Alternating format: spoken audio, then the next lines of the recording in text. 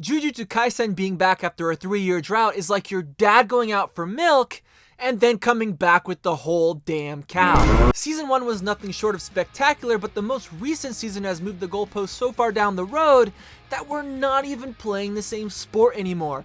Not only has the anime, I think, truly benefited from the shift in art style, but the level of expression and fluidity of the animation has led to some of the most jaw-dropping and beautiful fights in anime to date. If you haven't watched it yet, then drop a like on this video on your way out. And come back immediately because, oh boy, there's a lot to unpack here. This has to be one of the best flashback arcs ever put to paper. Between the wonderful character work of Geto and Gojo and the stellar introduction of Toji as probably the best antagonist of the series to date, there is so much good eating here that I think I put on 15 pounds just watching. As an anime-only watcher, I really had no idea what to expect when I turned the show on, and was really pleasantly surprised to find a depth to the characters' backstories that served the main plot of Yuji and the gang so well. The first few episodes introduced us to the tense yet good-natured rivalry of Geto and Gojo, as well as some fun cameos of other sorcerers like Nanami and Meimei, who'd come to make up the cast of instructors and high-level sorcerers later on. The season pretty much kicks off simply enough with Gojo and the gang wiping out some low-level to mid-grade curses before the real meat of the story really starts to cook, with the plot to kidnap the Star Plasma Vessel by Q and the Time Vessel Association. Essentially, Gojo and Geto are hired to protect the Star Plasma Vessel, which is revealed to be a young girl by the name of Riko Amanai, and really despite pretty consistent efforts to steal her away, these two prove their worth as the two strongest sorcerers in existence and make short work of pretty much any sorcerer that comes their way. These two being so incredibly strong and overwhelmingly confident in their fights is incredible to watch, and does so much to elevate the absolute menace that is Toji Fushiguro, the sorcerer killer. Toji is the biggest unknown in this season by far, an absolutely jacked and intimidating force in what is otherwise shaping up to look and feel like a pretty lighthearted season. Mappa goes hard on selling us on the budding friendship between Riko, Gojo, and Geto. The whole trip to Okinawa and playing at the beach and visiting the aquarium service that point, and it's stunningly beautiful to look at despite knowing that this is in large part a rescue mission. They're constantly under fire. Under the surface, we can tell that Gojo and Geto feel for Riko and understand that her wanting to fuse with Master Tengen might be more of a case of the expectations put on her and less of something she really wants. And who else would understand this better than them? Riko, Gojo, and Geto are all Anonymies in the sorcerer world, gifted with unique and awesome powers, but all of them have this burden of expectation placed on their shoulders, and somehow, despite this, they have all found each other. And if the story ended there, it would be beautiful. But, of course, Toji is probably the most important character to the story of Jujutsu Kaisen to date. He single-handedly, or maybe two-handedly, changes the direction of this show forever by completely outmatching and outpacing Gojo, who at this time was thought to be unstoppable.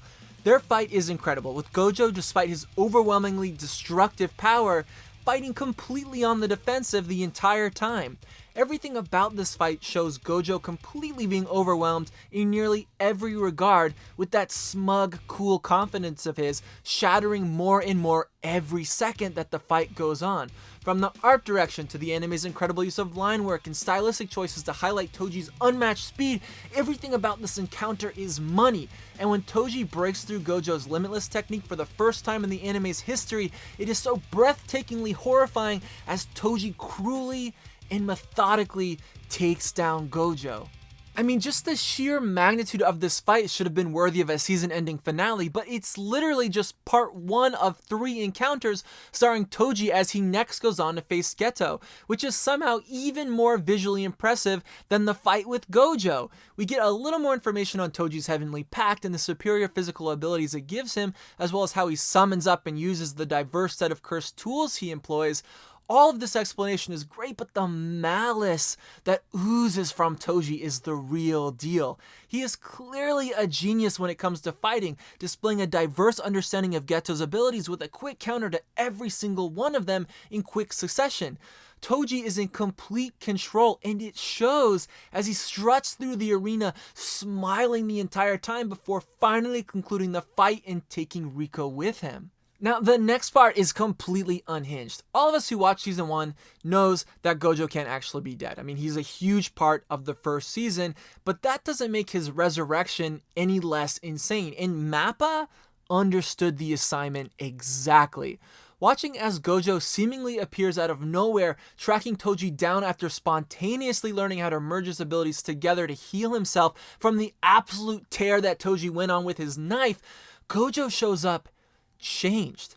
He's lucid but totally warped, his near-death experience and newfound powers seemingly giving him insight into the universe and the state of the world that no one else has. And this leaves him able to dodge and maneuver around Toji's abilities with the simplicity that makes Toji look like he's standing still. This is the Gojo we meet in season 1, someone who is beyond everyone else. And Toji knows this, but his own pride in wanting to prove his worth won't let him run from this fight. Mappa choosing to play this fight out with an incredible piano melody just enhances Gojo's ascension to near godhood, and when Gojo uses his technique, Purple, ending Toji's life, it's almost sad. Toji coming across as a victim of the Zenin family scheming in these final moments, and it's crazy to me to think that we're only 4 episodes deep into this season, and we've already had this much insanity happen, with even more craziness between Geto and Gojo being set up in the coming episodes, with all of the fallout from Toji's assault coming full circle.